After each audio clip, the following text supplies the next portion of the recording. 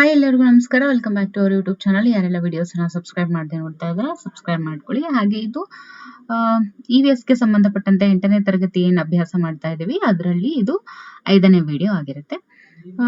ಇವತ್ತಿನ ತರಗತಿ ಬಂದು ಸೂಕ್ಷ್ಮ ಜೀವಿಗಳಿಂದ ಉಂಟಾಗುವಂತಹ ರೋಗ ಮತ್ತು ಅವುಗಳ ಲಕ್ಷಣ ಇದ್ರ ಬಗ್ಗೆ ನೋಡ್ತಾ ಹೋಗೋಣ. ಮೊದಲನೇದಾಗಿ ಸರಿ ಅಥವಾ ತಪ್ಪು ಗುರುತಿಸ್ತಾ ಹೋಗ್ಬೇಕು. ಮೊದಲನೇ ಒಂದು ಹೇಳಿಕೆ, ಡೆಂಗ್ಯೂ ಜ್ವರ ಹೆಣ್ಣು ಅನಾಫಿಲಿಸ್ ಸೊಳ್ಳೆಯ ಕಡಿತದಿಂದ ಹರಡುತ್ತದೆ ಅಂತ ಇದೆ. ಫಸ್ಟ್ ಆಫ್ ಆಲ್ ಡೆಂಗ್ಯೂ ಏನಿದೆ ಇದು ವೈರಸ್ ಇದು. ಓಕೆ, ಡೆಂಗ್ಯೂ ಅನ್ನುವಂಥದ್ದು ಸೊಳ್ಳೆಯಿಂದ ಹರಡುತ್ತೆ ನಿಜ, ಆದ್ರೆ ಮೂಲತಃ ಏನು ಡೆಂಗ್ಯೂ ಅನ್ನುವಂಥದ್ದು ಒಂದು ವೈರಸ್. ಓಕೆ, ಈ ಡೆಂಗ್ಯೂ ವೈರಸ್ ಅಂದ್ರೆ ಯಾವ ಒಬ್ಬ ವ್ಯಕ್ತಿ ಡೆಂಗ್ಯೂ ವೈರಸ್ ಬಂದಿರತ್ತೆ ಆ ವ್ಯಕ್ತಿಯನ್ನ ಏನಾದ್ರೂ ಸೊಳ್ಳೆ ಕಚ್ಚಿ ಮತ್ತೆ ಆರೋಗ್ಯವಂತ ವ್ಯಕ್ತಿಗೆ ಕಚ್ಚಿದಾಗ ಬೈಟ್ ಮಾಡಿದಾಗ ಅಲ್ಲಿ ಮತ್ತೆ ಡೆಂಗ್ಯೂ ವೈರಸ್ ಪಾಸಿಟಿವ್ ಬರುತ್ತೆ ಆರೋಗ್ಯವಂತ ವ್ಯಕ್ತಿಗೆ. ಇನ್ನು ಈ ಹೆಣ್ಣು ಅನಾಫಿಲಿಸ್ ಸೊಳ್ಳೆ ಏನಿದೆಯಲ್ಲ ಇದು ಏನಂತ ಕರಿತೀವಿ, ವೆಕ್ಟರ್ ಆಫ್ ಮಲೇರಿಯಾ ಅಂತ ಕರಿತೀವಿ. ಸೊ ಮಲೇರಿಯಾ ಏನಾಗುತ್ತೆ ದಟ್ ಇಸ್ ಆ ಒಂದು ಮಲೇರಿಯಾ ಏನಿದೆ ಅದು ಬರೋದಕ್ಕೆ ಕಾರಣ ಏನು ಅಂತ ಹೇಳಿದ್ರೆ ಅನಾಫಿಲಿಸ್ ಸೊಳ್ಳೆ. ಓಕೆ, ಅದಕ್ಕೆ ಇದನ್ನ ಏನಂತ ಹೇಳ್ತೀವಿ, ವೆಕ್ಟರ್ ಆಫ್ ಮಲೇರಿಯಾ ಅಂತ ಕರೀತಾರೆ. ಅನಾಫಿಲಿಸ್ ಸೊಳ್ಳೆಯನ್ನ ವೆಕ್ಟರ್ ಆಫ್ ಮಲೇರಿಯಾ ಅಂತ ಕರೀತಾರೆ. ಓಕೆ, ಮಲೇರಿಯಾ ಅನಾಫಿಲಿಸ್ ಸೊಳ್ಳೆಯನ್ನ ಏನಂತ ಕರೀತಾರೆ, ವೆಕ್ಟಾರ್ ಆಫ್ ಮಲೇರಿಯಾ ಅಂತ ಕರೀತಾರೆ. Okay, malaria caused by parasite ಯಾವುದು, ಪ್ಲಾಸ್ಮೋಡಿಯಂ. ಸೊ ಓಕೆ ನೋಡಿ, ಡೆಂಗ್ಯೂ ಜ್ವರ ಹೆಣ್ಣು ಅನಾಫಿಲಿಸ್ ಸೊಳ್ಳೆಯ ಕಡಿತದಿಂದ ಹರಡುತ್ತದೆ ಅಂತ ಇದೆ, ಇದು ತಪ್ಪು. ಓಕೆ, ಮುಂದಿಂದು ಹುದುಗುವಿಕೆ ಪ್ರಕ್ರಿಯೆಯಿಂದ ಕಾರ್ಬನ್ ಡೈಆಕ್ಸೈಡ್ ಅನಿಲ ಬಿಡುಗಡೆಯಾಗುತ್ತೆ. ಹೌದು, ಹುದುಗುವಿಕೆ ಪ್ರಕ್ರಿಯೆಯಿಂದ ಕಾರ್ಬನ್ ಡೈಆಕ್ಸೈಡ್ ಅನಿಲ ಬಿಡುಗಡೆ ಆಗುತ್ತೆ. ಎಲ್ಲಾ ಸೂಕ್ಷ್ಮ ಜೀವಿಗಳು ಕೂಡ ನಮ್ಗೆ ಶತ್ರುಗಳಾಗಿವೆ ಅಂತ ಇದೆ. ನೋಡಿ, ಎಲ್ಲಾ ಸೂಕ್ಷ್ಮ ಜೀವಿಗಳು ನಮ್ಗೆ ಶತ್ರುಗಳಾಗಿದೆ ಅಂತ ಇದೆ. ನೋಡಿ, ಅದರಲ್ಲಿ ಬೆನಿಫಿಷಿಯಲ್ ಮೈಕ್ರೋ ಆರ್ಗ್ಯಾನಿಸಮ್ಸ್ ಇದೆ ಮತ್ತೆ ಹಾರ್ಮ್ಫುಲ್ ಮೈಕ್ರೋ ಆರ್ಗ್ಯಾನಿಸಮ್ಸ್ ಇದೆ. ಸೊ ಹಾಗಾಗಿ ಇದು ತಪ್ಪು. ರೋಗಗಳಿಗೆ ಕಾರಣವಾದಂತ ಸೂಕ್ಷ್ಮ ಜೀವಿಗಳನ್ನ ರೋಗಕಾರಕಗಳು ಅಂತ ಕರೀತಾರೆ ಅಂತ ಇದೆ. ಹೌದು, ರೋಗಗಳಿಗೆ ಕಾರಣವಾಗಿರುವಂತಹ ಸೂಕ್ಷ್ಮ ಜೀವಿಗಳನ್ನ ರೋಗಕಾರಕಗಳು ಅಂತ ಕರೀತಾರೆ. ಬಹು ಆಯ್ಕೆಯ ಪ್ರಶ್ನೆಗಳನ್ನ ನೋಡ್ತಾ ಹೋಗೋಣ. ಈ ಚಿತ್ರದಲ್ಲಿರುವಂತಹ ಬ್ಯಾಕ್ಟೀರಿಯಾವನ್ನ ಹೆಸರಿಸಿ. ನೋಡಿ, ಯಾವುದು ರೂಟ್ ನಾಡುಲ್ಸ್ಗೆ ಅಟ್ಯಾಚ್ ಆಗಿದೆ ಅವನ್ನ ನಾವೇನಂತ ಕರಿತೀವಿ, ದಟ್ ಇಸ್ ರೈಸೋಬಿಯಂ ಬ್ಯಾಕ್ಟೀರಿಯಾ ಅಂತ ಹೇಳ್ತೀವಿ. ಅದರಲ್ಲಿ ಕಾಣಿಸ್ಕೊಳ್ಳುವಂಥದ್ದು ರೈಸೋಬಿಯಂ ಬ್ಯಾಕ್ಟೀರಿಯಾ ಆಗಿರುತ್ತೆ. ಓಕೆ, ಸಾಂಕ್ರಾಮಿಕ ಇದು ರೋಗಗಳಿಗೆ, ಓಕೆ, ಸಾಂಕ್ರಾಮಿಕ ರೋಗಗಳಿಗೆ ಕಾರಣವಾದಂತಹ ವಾಹಕ ಜೀವಿ ಯಾವುದು ನೋಡಿ, ಕಮ್ಯುನಿಕೇಬಲ್ ಡಿಸೀಸಸ್ ಅಂತ ಹೇಳ್ತೀವಿ. ಓಕೆ, ಈ ಒಂದು ಸಾಂಕ್ರಾಮಿಕ ರೋಗಗಳಿಗೆ ಕಾರಣವಾಗಿರುವಂತಹ ವಾಹಕ ಜೀವಿ ಯಾವುದು ಅಂತ ಹೇಳಿದ್ರೆ ಅದು ನೊಣ. ಓಕೆ, ಮೂರನೇ ಪ್ರಶ್ನೆ, ಈ ಚಿತ್ರದಲ್ಲಿ ಹಿಟ್ಟಿನ ಹುದುಗುವಿಕೆ ಕಂಡು ಬರುತ್ತಿದೆ, ಇದಕ್ಕೆ ಕಾರಣವಾದಂತ ಸೂಕ್ಷ್ಮ ಜೀವಿಯ ಹೆಸರು ಯಾವುದು? ಯಾವುದು? ಮೂರನೇ ಪ್ರಶ್ನೆಗೆ ಉತ್ತರವನ್ನ ನೀವು ಕಮೆಂಟ್ ಅಲ್ಲಿ ತಿಳಿಸ್ಬೇಕು. ನಾಲ್ಕನೇ ಪ್ರಶ್ನೆ, ವರ್ಷಿಣಿಯು ಸಾಂಕ್ರಾಮಿಕ ರೋಗಗಳನ್ನ ತಡೆಗಟ್ಟುವ ವಿಧಾನಗಳನ್ನ ತಿಳಿದುಕೊಳ್ಳಲು ಬಯಸ್ತಾ ಇದ್ದಾಳೆ. ಈ ಕೆಳಗಿನ ಯಾವ ಹೇಳಿಕೆಯನ್ನ ಸೂಚಿಸ್ತೀರಾ? ನೋಡಿ, ಅವಳು ಸಾಂಕ್ರಾಮಿಕ ರೋಗಗಳನ್ನ ತಡೆಗಟ್ಟೋದಕ್ಕೆ ಕೆಲವೊಂದಿಷ್ಟು ವಿಧಾನಗಳನ್ನ ತಿಳ್ಕೊಳ್ಳೋದಕ್ಕೆ ಬಯಸ್ತಾ ಇದ್ದಾಳೆ. ಹಾಗಾದ್ರೆ ಯಾವ ಹೇಳಿಕೆಯನ್ನ ಸೂಚಿಸ್ತೀರಾ ಅಂತ ಇದೆ. ನಾವು ತಿನ್ನುವ ಆಹಾರವನ್ನ ತೆರೆದಿಡಬಾರದು ಅಂತ ಇದೆ. ಹೌದು, ನಾವು ಯಾವಾಗಲೂ ನೆಗಡಿ ಮತ್ತು ಕೆಮ್ಮು ಬಂದಿರುವಂತಹ ವ್ಯಕ್ತಿಯೊಂದಿಗೆ ಅಥವಾ ರೋಗಿಯೊಂದಿಗೆ ಸಾಮಾಜಿಕ ಅಂತರವನ್ನ ಕಾಪಾಡಿಕೊಳ್ಳಬೇಕು. ಅಲ್ಲಿ ನೋಡಿ, ವ್ಯಕ್ತಿ ಅಂತ ಇಲ್ಲ, ರೋಗಿ ಅಂತ ಇದೆ. ಹಾಗಾಗಿ ಅವರಿಂದ ಸಾಮಾಜಿಕ ಅಂತರವನ್ನ ಕಾಪಾಡಿಕೊಳ್ಬೇಕು. ಯಾಕಂದ್ರೆ ಇನ್ಫೆಕ್ಷಿಯಸ್ ಅಲ್ವಾ, ಹಾಗಾಗಿ. ಯಾಕಂದ್ರೆ ಅಲ್ಲಿ ಸಾಂಕ್ರಾಮಿಕ ರೋಗ ಅದು. ಓಕೆ, ಒಬ್ರಿಂದ ಒಬ್ಬರಿಗೆ ಈಸಿಯಾಗಿ ಹರಡುವಂಥದ್ದು. ಇನ್ನು ಸೊಳ್ಳೆಗಳ ಕಡಿತದಿಂದ ದೂರವಿರುವುದು, ಇವೆಲ್ಲವೂ ಕೂಡ ಹೇಳಿಕೆ ಸರಿಯಾಗಿದೆ. ಓಕೆ, ಇವೆಲ್ಲವನ್ನು ಸೂಚಿಸುವಂತವುಗಳು. ಇನ್ನು ಹೊಂದಿಸಿ ಬರೆಯಿರಿ, ನೋಡ್ತಾ ಹೋಗೋಣ. ನೋಡಿ, ಬ್ಯಾಕ್ಟೀರಿಯಾ ಏನು, ಬ್ಯಾಕ್ಟೀರಿಯಾ ಯಾವುದಕ್ಕೆ ಇಲ್ಲಿ ಸಂಬಂಧಪಟ್ಟಿದೆ ನೋಡಿ, ಬ್ಯಾಕ್ಟೀರಿಯಾದಿಂದ ಕಾಲರಾ ರೋಗಕ್ಕೆ ಕಾರಣ ಆಗುತ್ತೆ. ಬ್ಯಾಕ್ಟೀರಿಯಾ ಏನಿದೆ ಅದು ಕಾಲರಾ ರೋಗಕ್ಕೆ ಕಾರಣ ಆಗುತ್ತೆ. ಇನ್ನು ಲ್ಯಾಕ್ಟೋಬಸಿಲಸ್ ಮೊಸರು ತಯಾರಿಸೋದಕ್ಕೆ ಅದು ಯೂಸ್ಫುಲ್ ಬ್ಯಾಕ್ಟೀರಿಯಾ. ಆಮೇಲೆ ರೈಸೋಬಿಯಂ ಏನಿದೆ ಇದು ನೈಟ್ರೋಜನ್ ಸ್ಥಿರೀಕರಣ. ಈಸ್ಟ್ ಏನಿದೆ ಇದು ಬ್ರೆಡ್ ಆಗ್ಬೇಕಿದು. ಓಕೆ, ಬ್ರೆಡ್ ತಯಾರಿಕೆ. ಇನ್ನು ವೈರಸ್ ಏನಿದೆ ಇದು ಏಡ್ಸ್ ರೋಗಕ್ಕೆ ಕಾರಣ, HIV ವೈರಸ್. Okay, yes. ಮುಂದಿಂದಾಗಿ ಇಲ್ಲಿ ಚಿತ್ರ ಕೊಟ್ಟಿದ್ದಾರೆ, ಅದು ಯಾವುದು ಅಂತ ಹೇಳಿ ಗುರುತಿಸ್ಬೇಕು. ಇಲ್ಲಿ ಇದೆ, ಇಲ್ಲೇನಿದೆ, ಅಮೀಬಾ ಇದೆ, ಹೌದಲ್ವಾ? ಅಮೀಬಾ ಇಲ್ಲೆಲ್ಲಾದ್ರೂ ಇದೆಯಾ? ಶಿಲೀಂಧ್ರ, ಶೈವಲ, ವೈರಸ್, ಪ್ರೋಟೋಸೋವಾ, ಬ್ಯಾಕ್ಟೀರಿಯಾ ಅಂತ ಇದೆ. ಓಕೆ, ಹಾಗಾದ್ರೆ ಇಲ್ಲಿ ಅಮೀಬಾ ಇಲ್ವಲ್ಲ? ಯಾಕೆ ಅಮೀಬಾ? ನೋಡಿ, ಅಮೀಬಾ ಏನಿದೆ ಇದು ಪ್ರೋಟೋಸೋವಾ ಗುಂಪಿಗೆ ಸೇರುತ್ತೆ. ಯಾವ್ದಕ್ ಸೇರುತ್ತೆ? ಪ್ರೋಟೋಸೋವನ್ಸ್ಗೆ ಇದು ಸೇರುತ್ತೆ. ಓಕೆ,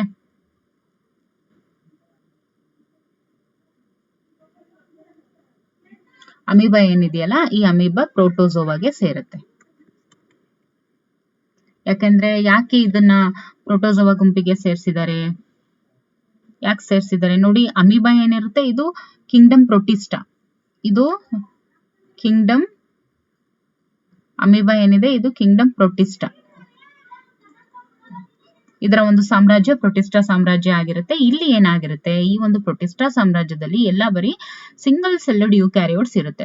ಮೀನ್ಸ್ ಎಲ್ಲ ಏಕಕೋಶ ಜೀವಿಗಳು ಇದ್ರೊಳಗಡೆ ಇರುತ್ತೆ. ಏಕಕೋಶ ಜೀವಿಗಳ ಅಂಡರ್ ಅಲ್ಲಿನೇ ಈ ಪ್ರೋಟೋಸೋವಾನ್ಸು, ಆಮೇಲೆ ಯೂಗ್ಲಿನಾಯ್ಡ್ಸು, ಮತ್ತೆ ಡೈನೋಫ್ಲಾಜಿಲೇಟ್ಸ್ ಅಂತ ಕರಿತೀವಿ. ಇವೆಲ್ಲವೂ ಕೂಡ ಈ ಒಂದು ಪ್ರೋಟಿಸ್ಟಾ ಅಂಡರ್ ಅಲ್ಲಿನೇ ಬರೋದು. ಓಕೆ, ಇನ್ನು ಹಾಗಾದ್ರೆ ಯೂಕ್ಯಾರಿಯೋಟ್ಸ್ ಅಂದ್ರೆ ಏನು? ಯೂಕ್ಯಾರಿಯೋಟ್ಸ್ ಅಂತ ಹೇಳಿದ್ರೆ ಏನ್ ಹೇಳ್ತೀವಿ ನಾವು ನೋಡಿ, ಅಂದ್ರೆ ಅದು ನ್ಯೂಕ್ಲಿಯಸ್ ಅನ್ನ ಒಳಗೊಂಡಿರುತ್ತೆ. ಇಲ್ಲಿದೆ, ಓಕೆ, ಅದು ಏನನ್ನ ಒಳಗೊಂಡಿರುತ್ತೆ? ಅದು ನ್ಯೂಕ್ಲಿಯಸ್ ಅನ್ನ ಒಳಗೊಂಡಿರುತ್ತೆ. ಸಿಂಗಲ್ ಸೆಲ್ಡ್ ಆಗಿರುತ್ತೆ, ನ್ಯೂಕ್ಲಿಯಸ್ ಅನ್ನ ಒಳಗೊಂಡಿರುತ್ತೆ. ಓಕೆ, ಮತ್ತೆ ಹೆಟೆರೋಟ್ರೋಫಿಕ್ ಆಗಿರುತ್ತೆ. ಮೀನ್ಸ್ ಅದು ತನ್ನ ಫುಡ್ ಅನ್ನ ಅದು ತಾನೇ ಪ್ರಿಪೇರ್ ಮಾಡ್ಕೊಳ್ಳಲ್ಲ. Okay, depends on other organisms. Okay, ಇದು ಗೊತ್ತಾಯ್ತಲ್ವಾ? ಇದು ಯಾವ್ದಕ್ಕೆ ಸೇರುತ್ತೆ? ಪ್ರೋಟೋಸೋವಾಗೆ ಸೇರುತ್ತೆ. ಇನ್ನು ಇದನ್ನ ನೋಡಿದ ಕೂಡಲೇ ಹೇಳ್ತೀರಾ ಏನಂತ? ಇದು ಬ್ಯಾಕ್ಟೀರಿಯಾ. ಓಕೆ, ಏನದು? ಬ್ಯಾಕ್ಟೀರಿಯಾ. ಇನ್ನು ಇದು ಯಾವುದು? ಶಿಲೀಂಧ್ರ.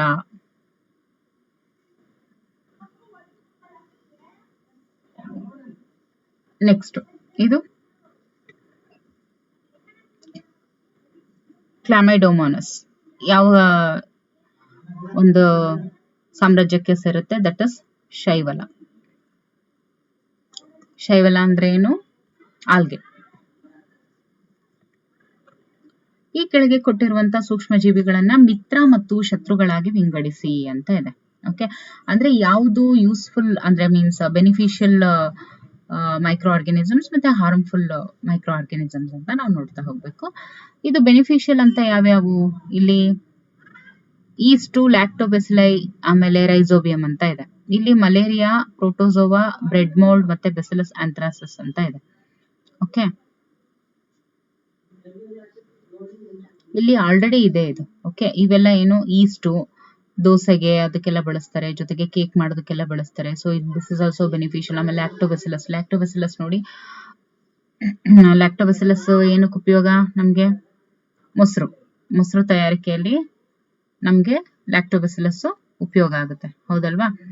ಅದೇ ತರ ರೈಸೋಬಿಯಂ ಏನಕ್ಕೆ ನಮ್ಗೆ ಹೆಲ್ಪ್ ಆಗುತ್ತೆ? ರೈಸೋಬಿಯಂ ಏನಿರುತ್ತೆ, ಈ ರೈಸೋಬಿಯಂ ಬ್ಯಾಕ್ಟೀರಿಯಾ ಏನಿರುತ್ತೆ ರೂಟ್ ನೋಡಲ್ಸ್ ಅಲ್ಲಿ ಏನ್ ಕಂಡು ಬರುತ್ತಲ್ವಾ, ಇದನ್ನ ನಾವು ನೈಟ್ರೋಜನ್ ಫಿಕ್ಸಿಂಗ್ ಬ್ಯಾಕ್ಟೀರಿಯಾ ಅಂತಾನೆ ಕರಿತೀವಿ. ಓಕೆ, ಅದು ಅಟ್ಮಾಸ್ಫಿಯರಿಕ್ ನೈಟ್ರೋಜನ್ ಅನ್ನ ಅಮೋನಿಯಾ ಆಗಿ ಕನ್ವರ್ಟ್ ಮಾಡೋದಕ್ಕೆ ಹೆಲ್ಪ್ ಆಗುತ್ತೆ. ಈ ರೈಸೋಬಿಯಂ ಏನಿದೆಯಲ್ಲ, ಇದೇನಿರುತ್ತೆ ಅಟ್ಮಾಸ್ಫಿಯರ್ ಅಲ್ಲಿ ಅಂದ್ರೆ ವಾತಾವರಣದಲ್ಲಿ ಇರುವಂತಹ ನೈಟ್ರೋಜನ್ ಅನ್ನ ಇದು ಅಮೋನಿಯಾ ಆಗಿ ಕನ್ವರ್ಟ್ ಮಾಡುತ್ತೆ. ಓಕೆ, ಅಮೋನಿಯಾ ಆಗಿ ಕನ್ವರ್ಟ್ ಮಾಡುತ್ತೆ. ಯಾವುದು? Rhizobium bacteria. ಸೊ ಇವೆಲ್ಲವೂ ಕೂಡ ಯೂಸ್ಫುಲ್ ಬ್ಯಾಕ್ಟೀರಿಯಾ. ಇನ್ನು ಶತ್ರು ಅಂತ ಹೇಳಿದ್ರೆ ಇದು ನೋಡಿ, ಮಲೇರಿಯಾ, ಪ್ರೋಟೋಸೋವಾ, ಬ್ರೆಡ್ ಮೋಲ್ಡ್, ಆಮೇಲೆ ಮೀನ್ಸ್ ಬ್ರೆಡ್ ಹಾಗೆ ಇಟ್ಟು ಬೂಸ್ಟ್ ಬಂದಿದೆ ಅಂತ ಹೇಳ್ತೀವಲ್ಲ ಅದನ್ನೇ ಬ್ರೆಡ್ ಮೋಲ್ಡ್ ಅಂತ ಹೇಳೋದು. ಆಮೇಲೆ ಬೆಸಿಲಸ್ ಆಂಥ್ರಾಸಿಸ್. ಓಕೆ, ಇವೆಲ್ಲ ಏನು? ಶತ್ರು ಸೂಕ್ಷ್ಮ ಜೀವಿಗಳು ಅಂತ ಕರೀತಾರೆ. ಓಕೆ, ಮುಂದಿನ ಪ್ರಶ್ನೆ. ಒಬ್ಬ ವ್ಯಕ್ತಿಗೆ ಹೊಟ್ಟೆ ನೋವು, ಸುಸ್ತು, ವಾಕರಿಕೆ, ವಾಂತಿ, ಹಳದಿ ಬಣ್ಣದ ಮೂತ್ರ ಮತ್ತು ಊದಿದ ಪಿತ್ತಕೋಶದ ಲಕ್ಷಣಗಳು ಕಾಣಿಸಿಕೊಂಡಿವೆ. ಹಾಗಾದ್ರೆ ಈ ವ್ಯಕ್ತಿಗೆ ಇರಬಹುದಾದಂತ ರೋಗವನ್ನ ಹೆಸರಿಸಿ ಅಂತ ಇದೆ. ನೋಡಿ, ಒಬ್ಬ ವ್ಯಕ್ತಿಗೆ ಹೊಟ್ಟೆ ನೋವು, ಸುಸ್ತು, ವಾಕರಿಕೆ, ವಾಂತಿ ಇವೆಲ್ಲ ಏನು ಮಾಮೂಲ್ ಅಂತ ಅನ್ಕೊಂಡ್ರೆ ಅಲ್ಲೇನಿದೆ? ವೆರಿ ಇಂಪಾರ್ಟೆಂಟ್, ಹಳದಿ ಬಣ್ಣದ ಮೂತ್ರ ಮತ್ತೆ ಜೊತೆಗೆ ಊದಿದ ಪಿತ್ತಕೋಶದ ಲಕ್ಷಣಗಳು. ಊದಿದ ಪಿತ್ತಕೋಶ ಮತ್ತೆ ಹಳದಿ ಬಣ್ಣದ ಮೂತ್ರ, ಇವೆರಡ್ರ ಮುಖಾಂತರ ನಾವೇನ್ ಹೇಳ್ಬೋದು ಅಂದ್ರೆ ಆ ವ್ಯಕ್ತಿಗೆ ಜಾಂಡೀಸ್ ಬಂದಿದೆ ಅಂತ ಹೇಳ್ತೀವಿ. ಮೀನ್ಸ್ ಹೆಪಟೈಟಿಸ್ ಅಂತ ಹೇಳ್ತೀವಿ ಅದನ್ನ. ಜಾಂಡೀಸ್ ಮೀನ್ಸ್ ಹೆಪಟೈಟಿಸ್ ಅಂತ ಹೇಳ್ತೀವಿ. ಓಕೆ, ಈ ರೋಗವನ್ನು ತಡೆಗಟ್ಟೋದಕ್ಕೆ ತೆಗೆದುಕೊಳ್ಳಬಹುದಾದಂತ ಕ್ರಮವನ್ನ ಸೂಚಿಸಿ ಅಂತ ಇದೆ. ಏನ್ ಮಾಡ್ಬೋದು ನೋಡಿ, ಶುದ್ಧ ಕುಡಿಯುವ ನೀರನ್ನ ಬಳಸಬೇಕಾಗತ್ತೆ, ಮತ್ತೆ ಆ ವೈಯಕ್ತಿಕ ಸ್ವಚ್ಛತೆಯನ್ನ ಕಾಪಾಡ್ಕೋಬೇಕು, ಜೊತೆಗೆ ಕೈಗಳನ್ನ ಯಾವಾಗ್ಲೂ ಹ್ಯಾಂಡ್ ವಾಶ್ ನ ಯೂಸ್ ಮಾಡಿ ಸ್ವಚ್ಛ ಮಾಡ್ಕೋಬೇಕು, ಆಮೇಲೆ ಲಸಿಕೆಯನ್ನ ತೆಗೆದುಕೊಳ್ಬೇಕು. ಓಕೆ, ಮೂರನೇ ಒಂದು ಪ್ರಶ್ನೆ. ರಮೇಶ ಮತ್ತು ಸುರೇಶರು ಮನೆಯ ಮುಂದೆ ನಡೆದುಕೊಂಡು ಹೋಗುತ್ತಿರುವಾಗ ರಸ್ತೆಯ ಹತ್ತಿರ ಗುಂಡಿಯಲ್ಲಿ ನಿಂತಿರುವ ನೀರನ್ನ ನೋಡಿ ರಮೇಶನು ಸುರೇಶನಿಗೆ ಮನೆ ಮುಂದೆ ನೀರು ನಿಲ್ಲದಂತೆ ಜಾಗೃತಿ ವಹಿಸಿಕೊಳ್ಬೇಕೆಂದು ಹೇಳ್ತಾನೆ. ರಮೇಶನು ಹೀಗೆ ಹೇಳೋದಕ್ಕೆ ಕಾರಣ ಏನು, ಯೋಚಿಸಿ ಉತ್ತರಿಸಿ ಅಂತ ಇದೆ. ನೋಡಿ, ಗುಂಡಿಯಲ್ಲಿ ನಿಂತ ನೀರು ಏನಿರುತ್ತೆ ಅದು ಸೊಳ್ಳೆಗಳ ಉತ್ಪತ್ತಿಗೆ ಕಾರಣವಾಗುತ್ತೆ. ಕೆಲವೊಂದಷ್ಟು ಬಹಳ ಜನ ಸೆಲೆಬ್ರಿಟೀಸ್ ಎಲ್ಲರೂ ಕೂಡ ಟಿವಿ ವಾಹಿನಿಯಲ್ಲಿ ಅಡ್ವರ್ಟೈಸ್ ಕೊಡ್ತಾರೆ, ಹೌದಲ್ವಾ? ಸೊಳ್ಳೆದ್ದು ಯಾವಾಗ ಡೆಂಗ್ಯೂ ಜಾಸ್ತಿ ಇತ್ತು ಆ ಟೈಮಲ್ಲಿ ಒಂದು ಅಡ್ವರ್ಟೈಸ್ಮೆಂಟ್ ಎಲ್ಲ ನೋಡಿರ್ಬೋದು ಎಲ್ರು, ಅಲ್ವಾ? ಸೊ ಹಾಗಾಗಿ ಈ ಸೊಳ್ಳೆಗಳಿಂದ ಮಲೇರಿಯಾ, ಡೆಂಗು, ಚಿಕನ್ ಗುನ್ಯಾ ಇಂಥ ರೋಗಗಳು ಹರಡೋದ್ರ ಕಾರಣ ಮನೆಯ ಅಕ್ಕಪಕ್ಕ ನೀರು ನಿಲ್ದಂತೆ ಎಚ್ಚರ ವಹಿಸ್ಕೊಳ್ಬೇಕು ಅಥವಾ ಎಚ್ಚರವಾಗಿರ್ಬೇಕು ಅನ್ನುವಂಥದ್ದು ಇದಕ್ಕೆ ಸರಿಯಾದಂತ ಉತ್ತರ. ಓಕೆ, ಇನ್ನು ನಾಲ್ಕನೇ ಒಂದು ಪ್ರಶ್ನೆ. ಪ್ರತಿಜೈವಿಕಗಳ ಅವಶ್ಯಕತೆ ಇಲ್ಲದಿದ್ದರೂ ನಾವು ತೆಗೆದುಕೊಂಡ್ರೆ ಏನಾಗುತ್ತೆ? ನೋಡಿ, ಪ್ರತಿಜೈವಿಕ ಮೀನ್ಸ್ ಇವಾಗ ಆಂಟಿಬಯೋಟಿಕ್ ನ ಅವಶ್ಯಕತೆ ಇರೋಲ್ಲ, ಆದ್ರೂ ನಾವು ತಗೊಂಡ್ಬಿಟ್ಟಾಗ ಏನಾಗುತ್ತೆ? ಈಗ ಫಾರ್ ಎಕ್ಸಾಂಪಲ್ ಹೇಳ್ತಾ ಹೋಗ್ತೀನಿ ರೀ. ಏನು ನಾಲ್ಕನೇದಲ್ವಾ, ಪ್ರತಿಜೈವಿಕ ಅಂದ್ರೆ ಆಂಟಿಬಯೋಟಿಕ್. ಇದ್ರ ಅವಶ್ಯಕತೆ ಇಲ್ಲ ಅಂದ್ರೂ ನಾವು ತಗೊಂಡಾಗ ಏನಾಗುತ್ತೆ ಅಂತ ಹೇಳಿದ್ರೆ ನಮ್ ದೇಹದ ಮೇಲೆ ಅದು ಅಡ್ಡ ಪರಿಣಾಮ ಬೀರುತ್ತೆ, ಜೊತೆಗೆ ರೋಗ ನಿರೋಧಕ ಶಕ್ತಿಯನ್ನ ಕಡಿಮೆ ಮಾಡುತ್ತೆ ಅಂತ ಹೇಳ್ಬೋದು. ಈಗ ಆಂಟಿಬಯೋಟಿಕ್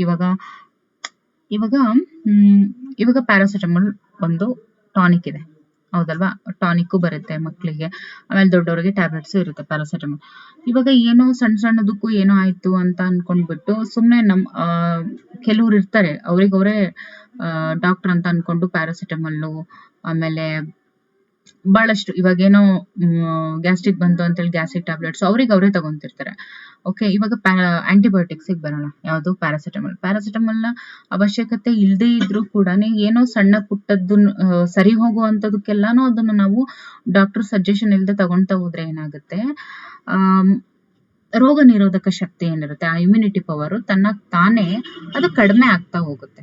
ಓಕೆ, ಜೊತೆಗೆ ಕೆಲವೊಂದ್ಸತಿ ಅದೇನಾಗುತ್ತೆ, ಕಿಡ್ನಿಗೂ ಎಫೆಕ್ಟ್ ಆಗ್ಬೋದು ಅಡ್ಡ ಪರಿಣಾಮ ಅಂತ ಬಂದಾಗ. ಓಕೆ, ಸೊ ಹಾಗಾಗಿ ಇನ್ನು ಕಿಡ್ನಿಗೆ ಎಫೆಕ್ಟ್ ಆಗುವಂತ ಒಂದು ಬೆಸ್ಟ್ ಎಕ್ಸಾಂಪಲ್ ಅಂತ ಅಂದ್ರೆ ಡೈಕ್ಲೋಫೆನಿಕ್. ಇವಾಗ ಏನೋ ಕೈಕಾಲ್ ನೋವು ಅದು ಇದು, ಇವಾಗ ವಯೋಸಹಜ ಕೈಕಾಲ್ ನೋವಿದ್ದಾಗ ಇಲ್ಲ ನನಗೆ ತುಂಬಾ ಬೇಕಾಗಿನೇ ನೋಯ್ತಾ ಇದೆ ಅಂತ ಅಂದಾಗ ಡೈಕ್ಲೋಫೆನಿಕ್ ಇಂಥವೆಲ್ಲ ತಗೊಂಡಾಗ ಏನಾಗುತ್ತೆ, ಅದು ಅಡ್ವರ್ಸ್ ಎಫೆಕ್ಟ್ ಅನ್ನ ಕೊಡ್ತಾ ಹೋಗುತ್ತೆ. ಓಕೆ, ಇನ್ನು ಐದನೇ ಒಂದು ಪ್ರಶ್ನೆ. ಒಬ್ಬ ವ್ಯಕ್ತಿಗೆ ರೆಫ್ರಿಜಿರೇಟರ್ ನಲ್ಲಿ ಇಟ್ಟಂತಹ ಉಳಿದಿರುವ ಆಹಾರವನ್ನ ತಿನ್ನುವುದರಿಂದ ವಾಂತಿ, ಭೇದಿ, ವಾಕರಿಕೆ, ಹೊಟ್ಟೆ ನೋವು ಕಾಣಿಸಿಕೊಳ್ಳುತ್ತದೆ. ಆ ವ್ಯಕ್ತಿಗೆ ಆರೋಗ್ಯದಲ್ಲಿ ಯಾವ ರೀತಿಯ ಸಮಸ್ಯೆ ಆಗಿದೆ? ಪ್ರಶ್ನೆ ಒಂದು ಏನಾಗಿದೆ, ಆರೋಗ್ಯದಲ್ಲಿ ಯಾವ ರೀತಿಯ ಸಮಸ್ಯೆ ಆಗಿದೆ? ಯಾವ ರೀತಿಯ ಸಮಸ್ಯೆ ಆಗಿದೆ? ಇವಾಗ ನೋಡಿ, ರೆಫ್ರಿಜಿರೇಟರ್ ನಲ್ಲಿ ಇಟ್ಟಂತ ಉಳಿದಿರೋ ಅನ್ನ ತಿಂದಿರೋದ್ರಿಂದ ಅಲ್ಲಿ ಆಹಾರ ಏನಾಗಿದೆ ಅದು ವಿಷಕಾರಿಯಾಗಿ ಕನ್ವರ್ಟ್ ಆಗಿದೆ. ಸೊ ಹಾಗಾಗಿ ಆ ರೀತಿ ಸಮಸ್ಯೆ ಉಂಟಾಗಿದೆ. ರೋಗಕ್ಕೆ ಕಾರಣವಾದಂತ ಸೂಕ್ಷ್ಮ ಜೀವಿ ಯಾವುದು ಅಂತ ಹೇಳಿದ್ರೆ ಅದ್ರಲ್ಲೇ ಗೊತ್ತು. ಇವಾಗ ರೆಫ್ರಿಜಿರೇಟ್ ಮಾಡಿರ್ತಾರೆ, ಅದ್ರಲ್ಲೂ ಬಹಳ ದಿನ ಆಗಿದ್ದಾಗ 24 hours ಬಿಟ್ಟು ಅದಕ್ಕಿಂತ ಜಾಸ್ತಿ ಆದಾಗ ಏನಾಗುತ್ತೆ, ಅದ್ರ ಮೇಲೆ ಫಂಗಸ್ಸು ಮತ್ತೆ ಬ್ಯಾಕ್ಟೀರಿಯಾ. ಓಕೆ, ಫಂಗಸ್ಸು ಮತ್ತೆ ಬ್ಯಾಕ್ಟೀರಿಯಾ ಬೆಳ್ಕೊಳ್ಳುತ್ತೆ. ಅಂದ್ರೆ ಫಂಗಸ್ ಅಂದ್ರೆ ಶಿಲೀಂಧ್ರ, ಮತ್ತೆ ಬ್ಯಾಕ್ಟೀರಿಯಾ ಇವುಗಳು ಅದ್ರ ಮೇಲೆ ಬೆಳ್ಕೊಂಡಿರುತ್ತೆ. ಸೊ ಹಾಗಾಗಿ ಇವೆರಡರಲ್ಲಿ ಈ ಎರಡು ಅಥವಾ ಯಾವ್ದಾದ್ರು ಒಂದು ಕಾರಣ ಆಗಿರ್ಬೋದು. ಓಕೆ, ಇನ್ನು ಆರನೇ ಪ್ರಶ್ನೆ. ರಾಣಿ ಸೀನುವಾಗ, ಕೆಮ್ಮುವಾಗ ಅವಳ ಮೂಗು ಮತ್ತು ಬಾಯಿಯನ್ನು ಕರವಸ್ತ್ರದಿಂದ ಮುಚ್ಚಿಕೊಳ್ಳುತ್ತಾಳೆ. ಹಾಗಾದ್ರೆ ಇದಕ್ಕೆ ಕಾರಣ ಕೊಡಿ. ಯಾಕೆ ಅಂತ ಅಂದ್ರೆ ಅವಳಿಗೆ ಬಂದಿರುವಂತ ಕೆಮ್ಮು ನೆಗಡಿ ಸಾಂಕ್ರಾಮಿಕ ರೋಗಗಳಾಗಿರ್ತವೆ. ಹಾಗಾಗಿ ಒಬ್ರಿಂದ ಒಬ್ರಿಗೆ ಹರಡಬಾರ್ದು ಅಂತ ಹೇಳಿ ಆಕೆ ಏನ್ ಮಾಡ್ತಾಳೆ, ಕರ್ಚೀಫನ್ನ ಮುಚ್ಕೋತಾಳೆ, ಅಡ್ಡ ಹಿಡಿತಾಳೆ. ಓಕೆ, ಕೆಳಗೆ ಕೊಟ್ಟಿರುವಂತಹ ಚಿತ್ರವನ್ನ ಗಮನಿಸಿ ಕೊಟ್ಟಿರುವಂತಹ ಪ್ರಶ್ನೆಗಳಿಗೆ ಉತ್ತರಿಸಿ ಅಂತ ಇದೆ. ಇದು ನೋಡಿ, ಈ ಚಿತ್ರವನ್ನ ನೋಡಿ. ಓಕೆ, ಸೊ ಇವಾಗ ಉತ್ತರ ಕೊಡ್ತಾ ಹೋಗೋಣ. ಈ ಸೂಕ್ಷ್ಮ ಜೀವಿಯನ್ನ ಹೆಸರಿಸಿ. ಇದನ್ನ ನಾವೇನಂತ ಕರಿತೀವಿ ಗೊತ್ತಾ? This is Rhizopus. Okay, Rhizopus. ಇದು ಏನಿದು? ರೈಜೋಪಸ್. ಈ ಸೂಕ್ಷ್ಮ ಜೀವಿಯನ್ನ ಯಾವ ಆಹಾರದ ಮೇಲೆ ಬೆಳೆಯುತ್ತದೆ? ಈ ಸೂಕ್ಷ್ಮ ಜೀವಿಯನ್ನು ಯಾವ ಆಹಾರದ ಮೇಲೆ ಬೆಳೆಯುತ್ತದೆ ಅಂತ ಇದೆ. ಈ ಸೂಕ್ಷ್ಮ ಜೀವಿಯು ಆಗ್ಬೇಕದು. ಓಕೆ, ಯಾವ ಆಹಾರದ ಮೇಲೆ ಇದು ಬೆಳೆಯುತ್ತದೆ? ಈ ರೈಸೋಪಸ್ ಏನಿದೆ ವೆರಿ ಇಂಟ್ರೆಸ್ಟಿಂಗ್. ಇದು ಯಾವ್ದ್ರ ಮೇಲೆ ಬೆಳೆಯುತ್ತೆ ಅಂತ ಹೇಳಿದ್ರೆ ಬ್ರೆಡ್. ಓಕೆ, ಬ್ರೆಡ್, ಆಮೇಲೆ ತೆಂಗಿನಕಾಯಿ, ಕೋಕೋನಟ್ ಅಂತ ಬರ್ತಿರ್ತೀನಿ. ಓಕೆ, ಕೋಕೋನಟ್ ಮತ್ತೆ ಬ್ರೆಡ್ ಮೀನ್ಸ್ ತೆಂಗಿನಕಾಯಿ ಮತ್ತೆ ಬ್ರೆಡ್ ಇವುಗಳ ಮೇಲೆ ಇದು ಏನಿರುತ್ತೆ ಬೆಳೀತಾ ಹೋಗುತ್ತೆ. ಯಾವಾಗ ಕೆಲವೊಂದ್ಸತಿ ತೆಂಗಿನಕಾಯಿ ಹಾಗೆ ಇಟ್ಟಿರ್ತಾರೆ, ನೀವು ಫುಲ್ ಸಿಪ್ಪೆ ಸುಲಿದೇ ಇರೋ ತೆಂಗಿನಕಾಯಿ, ಇವಾಗ ಎಳ್ನೀರ್ ಏನಿರುತ್ತಲ್ವಾ ಅದನ್ನ ಒಣಗಿಸಿದ್ಮೇಲೆ ಏನಿರುತ್ತಲ್ವಾ ಆ ತರದ್ದು. ಓಕೆ, ಅದ್ರಲ್ಲಿ ನೀವು ನೋಡಿ ಅದನ್ನ ಹಾಗೇ ಇವಾಗ ಅಟ್ಮಾಸ್ಫಿಯರ್ ಅಲ್ಲಿ ಏನಾದ್ರು ಅಂದ್ರೆ ವಾತಾವರಣದಲ್ಲಿ ಇವಾಗ ಚಳಿಗಾಲದಲ್ಲಿ ಏನಾದ್ರು ಹಾಗೆ ಇಟ್ಬಿಟ್ರೆ ಅದ್ರ ಮೇಲೆ ವೈಟ್ ವೈಟ್ ವೈಟ್ ಎಲ್ಲ ಬೂದಿ ಬಣ್ಣ ಏನ್ ಫಾರ್ಮೇಶನ್ ಆಗಿರುತ್ತಲ್ಲ ಅದನ್ನ ನಾವು ಮೈಕ್ರೋಸ್ಕೋಪ್ ಅಂಡರ್ ಅಲ್ಲಿ ನಾವು ನೋಡಿದಾಗ ಏನ್ ಕಾಣುತ್ತೆ, ದಟ್ ಇಸ್ ರೈಸೋಪಸ್ ಕಾಣುತ್ತೆ. ಓಕೆ, ಏನ್ ಕಾಣುತ್ತೆ? ರೈಸೋಪಸ್ ಕಾಣುತ್ತೆ. ಇವಾಗ ಗೊತ್ತಾಯ್ತಲ್ವಾ, ಇದು ಒಂದು ರೈಸೋಪಸ್. ಜೊತೆಗೆ ಇದು ಯಾವ್ದಾದ್ರ ಮೇಲೆ ಇರುತ್ತೆ?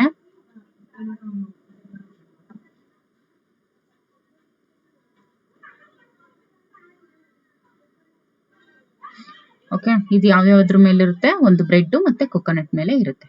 ಓಕೆ,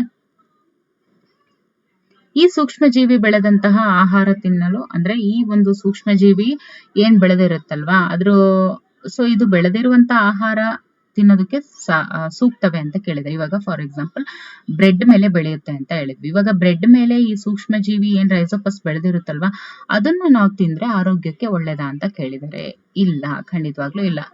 ಬೂಜ್ ಬಂದಿದೆ ಬಿಸಾಕು ಅಂತ ಹೇಳ್ತಾರೆ, ಹೌದಲ್ವಾ? ಇದಕ್ಕೆ ಓಕೆ, ಇದು ಇನ್ನು ರೈಸೋಪಸ್ ಬಗ್ಗೆ ಇನ್ನೂ ಸ್ವಲ್ಪ ಜಾಸ್ತಿ ಹೇಳ್ಬೇಕು ಅಂತ ಅಂದ್ರೆ ಇದು ಒಂದು ಸ್ಯಾಪ್ರೋಫೈಟಿಕ್ ಫಂಜೈ ಅಂತ ಹೇಳ್ತೀವಿ. ಸ್ಯಾಪ್ರೋಫೈಟಿಕ್ ಅಂತ ಅಂದ್ರೆ ಈಗ ಬ್ರೆಡ್ ಕೊಳ್ತೋಗಿದೆ, ಅದು ತಿನ್ನೋದಕ್ಕೆ ಯೋಗ್ಯ ಅಲ್ಲ ಅಂತ ಹೇಳಿದಾಗ ಅದು ಅದ್ರ ಮೇಲೆ ಚೆನ್ನಾಗಿ ಏನಾಗುತ್ತೆ, ಚೆನ್ನಾಗಿ ಗ್ರೋತ್ ಆಗುತ್ತೆ. ಓಕೆ, ಸೊ ಹಾಗಾಗಿನೇ ಇದನ್ನ ಸ್ಯಾಪ್ರೋಫೈಟಿಕ್ ಫಂಜೈ ಅಂತ ಹೇಳೋದು. ಅಂದ್ರೇನು? ಸ್ಯಾಪ್ರೋಫೈಟಿಕ್ ಅಂದ್ರೇನೆ ಡೆಡ್ ಅಂಡ್ ಡಿಕಾಯಿಂಗ್ ಆರ್ಗಾನಿಸಮ್ಸ್ ಮೇಲೆ ಡಿಪೆಂಡ್ ಆಗಿರುವಂತದ್ದು, ಅಂದ್ರೆ ಕೊಳೆತಿನಿಗಳು ಅಂತ ಹೇಳ್ತೀವಿ. ಅಂದ್ರೆ ಕೊಳ್ತಿರುವಂತ ಆಹಾರವನ್ನ ತಿಂದು ಇವು ಬದುಕುವಂತವು ಅಂತ. ಓಕೆ, ನೆಕ್ಸ್ಟ್, ತಾಜಾ ಹಾಲನ್ನು ಕಾಯಿಸಿ ಬಳಸುವುದು ಉತ್ತಮ, ಆದರೆ ಪ್ಯಾಕೇಜಿನಲ್ಲಿ ಸಂಗ್ರಹಿಸಿದ ಹಾಲನ್ನು ಕಾಯಿಸದೆ ಬಳಸಬಹುದು. ಕಾರಣ ಕೊಡಿ ಅಂತ ಇದೆ. ನೋಡಿ, ತಾಜಾ ಹಾಲನ್ನು ಕಾಯಿಸಿ ಬಳಸುವುದು ಉತ್ತಮ, ಆದರೆ ಪ್ಯಾಕೆಟಿನಲ್ಲಿ ಸಂಗ್ರಹಿಸಿದ ಹಾಲನ್ನು ಕಾಯಿಸದೆ ಬಳಸಬಹುದು. ಕಾರಣವನ್ನ ಕೊಡಿ ಅಂತ ಹೇಳಿದ್ದಾರೆ. ತಾಜಾ ಹಾಲು, ಫ್ರೆಶ್ ಹಾಲು ಏನಿರುತ್ತೆ, ಕರೆದಂತ ಹಾಲು, ಇದನ್ನ ಕಾಯಿಸಿ ಬಳಸೋದು ಉತ್ತಮ. ಯಾಕೆ ಅಂದ್ರೆ ಆ ಹಾಲಿನಲ್ಲಿ ಸೂಕ್ಷ್ಮ ಜೀವಿಗಳು ಇರೋದ್ರಿಂದ ಹಾಲು ಬೇಗ ಕೆಡೋ ಚಾನ್ಸಸ್ ಇರುತ್ತೆ. ಆಯ್ತಾ? ಜೊತೆಗೆ ರೋಗಗಳನ್ನು ಕೂಡ ಅದು ಉಂಟು ಮಾಡಬಹುದು. ಹಾಗಾಗಿ ನಾವು ತಾಜಾ ಹಾಲನ್ನ ಕುದಿಸಿ ಬಳಸಬೇಕು. ಇನ್ನು ಪಾಕೆಟ್ ಹಾಲು ಏನಿರುತ್ತೆ ಅದು ಪಾಶ್ಚರೈಸೇಷನ್ಗೆ ಒಳಪಟ್ಟಿರುತ್ತೆ, ಹಾಗಾಗಿ ಅದು ಹಾನಿಕರ ಅಲ್ಲ. ಗೊತ್ತಾಯ್ತಾ? ಈಗ 9ನೇ ಪ್ರಶ್ನೆ, ಉಪ್ಪಿನಕಾಯಿಗೆ ಬಳಸುವ ಉಪ್ಪಿನ ಪ್ರಮಾಣ ಕಡಿಮೆ ಮಾಡುವುದರಿಂದ ಉಪ್ಪಿನಕಾಯಿ ಬೇಗ ಹಾಳಾಗುತ್ತೆ. ಕಾರಣ ಏನು? ನೋಡಿ, ಅಡುಗೆ ಉಪ್ಪೇನಿರುತ್ತೆ ಇದು ಸೂಕ್ಷ್ಮ ಜೀವಿಗಳ ಬೆಳವಣಿಗೆಯನ್ನ ತಡೆಗಟ್ಟೋದ್ರಿಂದ ಉಪ್ಪಿನಕಾಯಿ ತುಂಬಾ ಪ್ರಿಸರ್ವ್ ಆಗಿರುತ್ತೆ, ಮೀನ್ಸ್ ಸಂರಕ್ಷಿತವಾಗಿ ಇರುತ್ತೆ. ಹಾಗಾಗಿ ಉಪ್ಪಿನ ಪ್ರಮಾಣ ಏನಾದ್ರೂ ಕಡಿಮೆ ಆದ್ರೆ ಸೂಕ್ಷ್ಮ ಜೀವಿಗಳು ಬೆಳೀತವೆ, ಜೊತೆಗೆ ಉಪ್ಪಿನಕಾಯಿ ಕೂಡ ಹಾಳಾಗುತ್ತೆ. ಇನ್ನು 10ನೇ ಪ್ರಶ್ನೆ, ನಾವು ಕ್ಷಯರೋಗದಿಂದ ಬಳಲುತ್ತಿರುವ ರೋಗಿಯಿಂದ ಸಾಮಾಜಿಕ ಅಂತರ ಕಾಯ್ದುಕೊಳ್ಬೇಕು. ಯಾವ ವ್ಯಕ್ತಿಯಿಂದ? ಕ್ಷಯರೋಗದಿಂದ ಬಳಲ್ತಾ ಇರುವಂತಹ ವ್ಯಕ್ತಿಯಿಂದ ನಾವೇನ್ ಮಾಡ್ಬೇಕು? ಅಂತರವನ್ನ, ಅದರಲ್ಲೂ ಸೋಷಿಯಲ್ ಡಿಸ್ಟೆನ್ಸ್ ಕಾಪಾಡ್ಕೊಂಡಿರ್ಬೇಕು. ಯಾಕೆ ಅಂತ ಕಾರಣ ಹೇಳ್ಬೇಕು. ನೋಡಿ, ಕ್ಷಯರೋಗ ಏನಿದೆ ಅದು ಸೂಕ್ಷ್ಮ ಜೀವಿಯಾದಂತ ಒಂದು ಬ್ಯಾಕ್ಟೀರಿಯಾದಿಂದ ಒಬ್ರಿಂದ ಒಬ್ರಿಗೆ ಗಾಳಿಯ ಮೂಲಕ ಹರಡುವಂತ ಸಾಂಕ್ರಾಮಿಕ ರೋಗ ಆಗಿದೆ. ಯಾವುದು? ಕ್ಷಯರೋಗ. ಹಾಗಾಗಿ ನಾವು ಕ್ಷಯರೋಗ ಪೀಡಿತ ವ್ಯಕ್ತಿಯಿಂದ ದೂರ ಇರ್ಬೇಕಾಗುತ್ತೆ. ಓಕೆ, ಇನ್ನು 11ನೇ ಪ್ರಶ್ನೆ, ಫ್ಲೂ ರೋಗದಿಂದ ಬಳಲುತ್ತಿರುವಂತ ರೋಗಿಗೆ ವೈದ್ಯರು ಪ್ರತಿಜೈವಿಕ ಔಷಧಿಗಳನ್ನ ಕೇಳಿದಾಗ ವೈದ್ಯರು ನಿರಾಕರಿಸ್ತಾರೆ. ಯಾಕೆ ಅಂತಂದ್ರೆ ಪ್ರತಿಜೈವಿಕ ಔಷಧಿಗಳು ಫ್ಲೂ ರೋಗದ ವಿರುದ್ಧ ಅಥವಾ ಯಾವುದೇ ವೈರಸ್ ನಿಂದ ಹರಡುವ ರೋಗಗಳಿಗೆ ಬಳಸೋದಿಲ್ಲ. ಇದನ್ನು ನೀವು ಒಪ್ಪುತ್ತೀರಾ? ಸಮರ್ಥಿಸಿ ಅಂತ ಇದೆ. ನೋಡಿ, ಹೌದು, ಖಂಡಿತವಾಗ್ಲೂ ಹೌದು ಅಂತ. ಯಾಕೆ ಅಂತಂದ್ರೆ ನೋಡಿ, ಯಾವುದೇ ಒಂದು ರೋಗದ ವಿರುದ್ಧ ಪ್ರತಿಜೈವಿಕ ಔಷಧಿಗಳು ಪರಿಣಾಮಕಾರಿ ಅಲ್ಲ. ಅಂದ್ರೆ ಯಾವುದೇ ರೋಗ ಬಂದ್ರೂ ಕೂಡ ನಾವು ಆಂಟಿಬಯೋಟಿಕ್ ತಗೋತೀವಿ ಅನ್ನುವಂಥದ್ದು ಅದು ಸರಿಯಾದಂಥದ್ದಲ್ಲ. ಯಾಕೆ ಅಂತ ಅಂದ್ರೆ ಇವಾಗ ನೋಡಿ ಫ್ಲೂ ಏನಿದೆಯಲ್ಲ, ಫ್ಲೂ ಅಂದ್ರೆ ಏನು ಅಲ್ಲ, ಜಸ್ಟ್ ಅಂದ್ರೆ ನೆಗಡಿ ಇರುತ್ತಲ್ವಾ, ಅದನ್ನೇ ಫ್ಲೂ ಅಂತ ಹೇಳಿದ್ದಾರೆ. ಆಯ್ತಾ? ಈ ಫ್ಲೂ ಏನಿರುತ್ತೆ, ಈ ಫ್ಲೂ ಏನಿರುತ್ತೆ ಇದು ಬರುವಂತದ್ದು ವೈರಸ್ ಇಂದ. ಓಕೆ, ಈ ವೈರಸ್ ನಿಂದ ಬರೋ ರೋಗ ಆಗಿರೋದ್ರಿಂದ ಪ್ರತಿಜೈವಕಗಳು ಹಾನಿಕಾರಕ ಬ್ಯಾಕ್ಟೀರಿಯಾದಿಂದ ಬರುವ ರೋಗಗಳ ವಿರುದ್ಧ ಬಳಸಲಾಗುತ್ತೆ. ಅಂದ್ರೇನು, ಇವಾಗ ವೈರಸ್, ಈ ಪ್ರತಿಜೈವಿಕಗಳು ಏನಿರ್ತಾವಲ್ವಾ ಅವನ್ನ ಯಾವಾಗ್ಲೂ ಬ್ಯಾಕ್ಟೀರಿಯಾದಿಂದ ಏನ್ ಬರುತ್ತೋ ಅಂತ ರೋಗಗಳ ವಿರುದ್ಧ ಮಾತ್ರ ಬಳಸ್ತಾರೆ. ಆದ್ರಿಂದ ವೈರಸ್ ನಿಂದ ಬರೋ ರೋಗಗಳಿಗೆ ಪ್ರತಿಜೈವಿಕಗಳು ಏನಿದಾವೆ ಆಂಟಿಬಯೋಟಿಕ್ಸ್, ಅವು ಔಷಧಿಗಳು ಆಗಿ ಪರಿಣಾಮಕಾರಿ ಅಲ್ಲ. ಇವಾಗ ಕ್ಲಿಯರ್ ಆಯ್ತು ಅಂತ ಅನ್ಕೋತೀನಿ. ಅಂದ್ರೆ ವೈರಸ್ ಇಂದ ಬಂದಿರುತ್ತೆ ಅಂತ ಅಂದ್ರೆ ಅದಕ್ಕೆ ಅದ್ರದ್ದೇ ಆದಂತ ಬೇರೆ ಒಂದು ವ್ಯಾಕ್ಸಿನ್ಸ್ ಆಗಿರ್ಬೋದು, ಆ ರೀತಿ ಇರುತ್ತೆ. ಆದ್ರೆ ಇವಾಗ ನೆಗಡಿ ಕೆಮ್ಮು ಆಯ್ತು ಅಂತ ಅಂದ್ಕೂಡ್ಲೆ ಯಾರು ಕೂಡ ಆಂಟಿಬಯೋಟಿಕ್ಸ್ ನ ಕೊಡಲ್ಲ. ಓಕೆ, ಅದೇ ಬೇರೆ ಇದೇ ಬೇರೆ ಆಗಿರುತ್ತೆ. ಸೊ ಹಾಗಾಗಿನೇ ಫ್ಲೋ ರೋಗದಿಂದ ಬಳಲುತ್ತಿರುವಂತ ರೋಗಿಗೆ ವೈದ್ಯರು ಪ್ರತಿಜೈವಿಕ ಔಷಧಿಗಳನ್ನ ಕೇಳಿದಾಗ, ಅಂದ್ರೆ ಅವರು ಆಂಟಿಬಯೋಟಿಕ್ ಕೊಡಿ ಅಂತ ಕೇಳಿದಾಗ ವೈದ್ಯರು ಕೊಡೋದಿಲ್ಲ. ಯಾಕೆ ಅಂತ ಅಂದ್ರೆ ಪ್ರತಿಜೈವಿಕ ಔಷಧಿಗಳು ಫ್ಲೋ ರೋಗದ ವಿರುದ್ಧ ಅಥವಾ ಯಾವುದೇ ಒಂದು ವೈರಸ್ ನಿಂದ ಹರಡುವಂತ ರೋಗಗಳಿಗೆ ಬಳಸುವಂತದ್ದಲ್ಲ. ಯಾವುದು ಪ್ರತಿಜೈವಿಕ ಔಷಧಿಗಳು ಮೀನ್ಸ್ ಆಂಟಿಬಯೋಟಿಕ್ಸ್. ಹಾಗಾಗಿ ಡಾಕ್ಟರ್ಸ್ ಕೊಡೋದಕ್ಕೆ ನಿರಾಕರಿಸ್ತಾರೆ. ಓಕೆ, ಇನ್ನು 12ನೇ ಪ್ರಶ್ನೆ. ದೀಪಾಳ ಜನ್ಮದಿನದಂದು ಅವಳ ತಾಯಿಯು ರುಚಿಕರವಾದ ಕೇಕ್ ಅನ್ನ ತಯಾರಿಸ್ತಾರೆ. ಜನ್ಮ ದಿನಾಚರಣೆ ಆಚರಿಸಿದ ನಂತರ ಉಳಿದ ಕೇಕ್ ಅನ್ನ ಗಾಳಿಯಾಡದ ಪಾತ್ರೆಯಲ್ಲಿಟ್ಟು ರೆಫ್ರಿಜಿರೇಟರ್ ನಲ್ಲಿ ಇಡುತ್ತಾಳೆ. ಓಕೆ, ದೀಪಂದು ಬರ್ಡೇ ಇರುತ್ತೆ, ಅವ್ರಮ್ಮ ರುಚಿಕರವಾಗಿ ಕೇಕ್ ಅನ್ನ ತಯಾರಿಸಿರ್ತಾರೆ. ಎಲ್ಲ ಫುಲ್ ಸೆಲೆಬ್ರೇಷನ್ ಎಲ್ಲ ಮುಗಿದ್ಮೇಲೆ ಕೇಕ್ ಅನ್ನ ತಗೊಂಡು ಗಾಳಿ ಆಡದೇ ಇರುವಂತ ಪಾತ್ರೆಯಲ್ಲಿ, ಅಂದ್ರೆ ಮೀನ್ಸ್ ಒಂದ್ ಬಾಕ್ಸ್ ಅಲ್ಲಿ ನೀಟಾಗಿ ಫಸ್ಟ್ ಅದನ್ನ ಲಿಡ್ ಅನ್ನ ಕ್ಲೋಸ್ ಮಾಡಿ ಆಮೇಲೆ ದೆನ್ ಅವರು ರೆಫ್ರಿಜಿರೇಟರ್ ನಲ್ಲಿ ಇಡ್ತಾರೆ. ಈಗ ಪ್ರಶ್ನೆ ಏನು, ಆಹಾರ ಪದಾರ್ಥಗಳನ್ನ ರೆಫ್ರಿಜಿರೇಟರ್ ನಲ್ಲಿ ಇಡದಿದ್ದರೆ ಏನಾಗುತ್ತೆ ಅಂತ ಕೇಳಿದ್ದಾರೆ. ಏನಾಗುತ್ತೆ, ರೆಫ್ರಿಜಿರೇಟರ್ ನಲ್ಲಿ ಇಡದೇ ಇದ್ರೆ ಆಹಾರ ಕೆಟ್ಟೋಗುತ್ತೆ, ಹೌದಲ್ವಾ? ಆಹಾರ ಸಂರಕ್ಷಣೆಯಲ್ಲಿ ರೆಫ್ರಿಜಿರೇಟರ್ ನ ಪಾತ್ರ ಏನು? ಇದು ಒಂದೇ. ಆಹಾರ ಸಂರಕ್ಷಣೆಯಲ್ಲಿ ರೆಫ್ರಿಜಿರೇಟರ್ ನ ಪಾತ್ರ ಏನು ಅಂತ ಅಂದ್ರೆ ಅವು ಸೂಕ್ಷ್ಮ ಜೀವಿಗಳ ಬೆಳವಣಿಗೆಯನ್ನ ನಿಯಂತ್ರಿಸುತ್ತೆ, ಕಂಟ್ರೋಲ್ ಮಾಡುತ್ತೆ. It just controls the growth of bacteria and also like micro organisms. ಅಂದ್ರೆ ಎಲ್ಲಾ ಮೈಕ್ರೋ ಆರ್ಗ್ಯಾನಿಸಮ್ಸ್ ಏನಿರುತ್ತೆ, ಸೂಕ್ಷ್ಮ ಜೀವಿಗಳು ಏನಿರುತ್ತೆ, ಗ್ರೋತ್ ಆಫ್ ಮೈಕ್ರೋ ಆರ್ಗ್ಯಾನಿಸಮ್ಸ್ ನ ಇದು it regulates the growth of micro organisms ಅಂತ ಹೇಳ್ತೀವಿ. It regulates the growth of micro organisms means ಇದು ಸೂಕ್ಷ್ಮ ಜೀವಿಗಳ ಬೆಳವಣಿಗೆಯನ್ನ ನಿಯಂತ್ರಿಸುವಂತಹ ಕೆಲಸ ರೆಫ್ರಿಜಿರೇಟರ್ ಮಾಡೋದ್ರಿಂದ ಎಲ್ಲಾನು ತಗೊಂಡೋಗಿ ಫ್ರಿಡ್ಜ್ ಅಲ್ಲಿ ಇಡ್ತೀವಿ. ಓಕೆ, ಬಟ್ ಅದಕ್ಕೂ ಕೂಡ ಕೆಲವೊಂದಿಷ್ಟು ಸರ್ಟೈನ್ ಟೈಮ್ ಅಂತ ಇರುತ್ತೆ. ಅದು ಮೀರ್ತು ಅಂತ ಹೇಳಿದಾಗ ಅಲ್ಲೂ ಕೂಡ ಏನಾಗುತ್ತೆ, ಹಾಳಾಗುವಂತ ಚಾನ್ಸಸ್ ಇರುತ್ತೆ. ಅಂದ್ರೆ ಎಲ್ಲದಕ್ಕೂ ಒಂದು ಫಿಕ್ಸ್ಡ್ ಟೈಮ್ ಅಂತ ಇರುತ್ತೆ, ಅಷ್ಟು ಮಾತ್ರ. ಇವಾಗ ಒಂದ್ ವಾರ 15 ಡೇಸ್ಗೂ ಮೇಲಾದ್ರೆ ಅದೇನಾಗುತ್ತೆ, ಎಲ್ಲಾನು ಹಾಳಾಗ್ತಾ ಹೋಗುತ್ತೆ. ಓಕೆ, ಅಬ್ಬಬ್ಬ ಅಂದ್ರೆ ಒಂದ್ 15 ಡೇಸ್ ನಾವು ಸೇವ್ ಮಾಡ್ಬೋದು, ಪ್ರಿಸರ್ವ್ ಮಾಡ್ಬೋದು. ಓಕೆ, ಸೊ ಇದಿಷ್ಟು ಸೂಕ್ಷ್ಮ ಜೀವಿಗಳ ಬಗ್ಗೆ ಆಗಿತ್ತು. ಇನ್ನು ತಿಳ್ಕೊಳಕ್ಕೆ ಇದ್ರ ಬಗ್ಗೆ ಸಾಕಷ್ಟಿದೆ. 9ನೇ ತರಗತಿಯಲ್ಲಿ ಇನ್ನು ಹೆಚ್ಚಿನದಾಗಿ ನೋಡ್ತಾ ಹೋಗ್ತೇವೆ ಇದ್ರ ಬಗ್ಗೆ. ಓಕೆ, ಸೊ ಇದು ಉಪಯುಕ್ತ ಆಗಿದೆ ಅಂತ ಭಾವಿಸ್ತಾ ಥ್ಯಾಂಕ್ ಯು ಫಾರ್ ವಾಚಿಂಗ್.